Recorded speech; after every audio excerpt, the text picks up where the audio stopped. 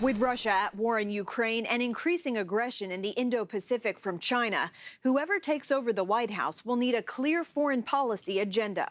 I think the place I'd begin is to recognize that even though the headlines often seem terrible, the United States remains in a fairly strong strategic position worldwide.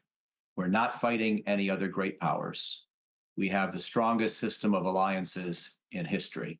When it comes to those relationships, Vice President Kamala Harris says if elected, she would continue to stand by America's partners and ensure the U.S. remains a global leader.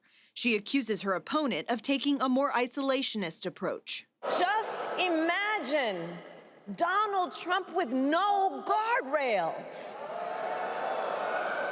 and how he would use the immense powers of the presidency of the United States.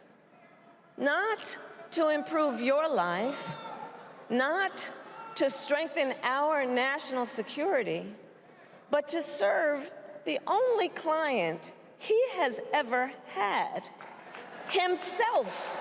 The former president has been critical of alliances like NATO, and if elected, is expected to insist member countries increase contributions to the organization and overall defense spending.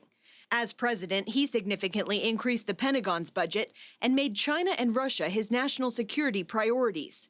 During the recent ABC News debate, Trump pointed to strong relationships with both Russian President Vladimir Putin and Ukrainian President Volodymyr Zelensky, claiming Russia would not have invaded Ukraine if he were in office. I'll get the war with Ukraine and Russia ended. If I'm president-elect, I'll get it done before even becoming president. Harris says her administration would continue to support Ukraine's defensive efforts against Russia for as long as it takes.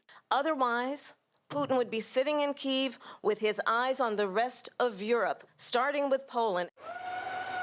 I think both candidates have said useful things about how to go forward. Trump has underscored that he wants the war to end. I'm sure Harris agrees, but she also wants to underscore that Ukraine is in the right and deserves to have its sovereignty and territory and people protected. I think if we begin with those points, we can actually work our way towards a reasonable policy. Meanwhile, when it comes to China, Michael O'Hanlon with the Brookings Institution believes that Beijing's aggressive stance toward Taiwan will be a major issue for the next president. China thinks Taiwan's part of China, and we try to deter China by telling Beijing we might respond with U.S. military force if they were to do so, even though there's no American treaty and it's not a formal alliance.